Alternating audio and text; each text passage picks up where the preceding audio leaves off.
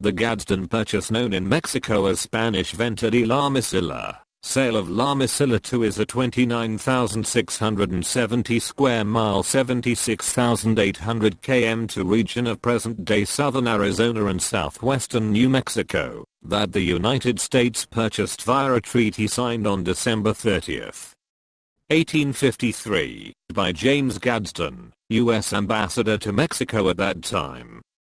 The U.S. Senate voted in favor of ratifying it with amendments on April 25, 1854, and then transmitted it to 14th President Franklin Pierce.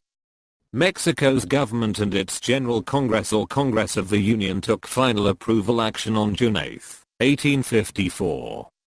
The purchase was the last substantial territorial acquisition in the contiguous United States.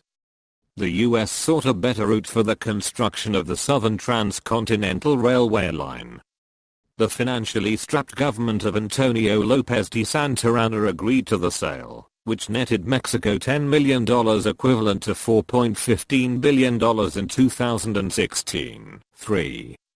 After the devastating loss of Mexican territory to the U.S. in the Mexican-American War 1846-48 and the continued filibustering by U.S. citizens, Santa Anna may have calculated it was better to yield territory by treaty and receive payment, rather than have the territory simply seized by the U.S. for.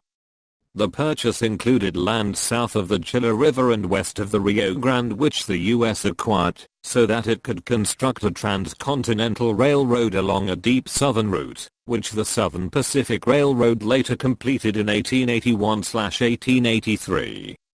The purchase also aimed to reconcile outstanding border issues between the U.S. and Mexico following the Treaty of Guadalupe Hidalgo, which ended the earlier Mexican-American War of 1846-1848. As the railroad age evolved, business-oriented Southerners saw that a railroad linking the South with the Pacific coast would expand trade opportunities. They thought the topography of the southern portion of the original boundary line to the Mexican cession future states of California, Nevada, Utah, Arizona, New Mexico, western Colorado of 1848 was too mountainous to allow a direct route. Projected southern railroad routes tended to veer to the north as they proceeded eastward, which would favor connections with northern railroads and ultimately favor northern seaports. Southerners saw that to avoid the mountains, a route with a southeastern terminus might need to swing south into what was still Mexican territory.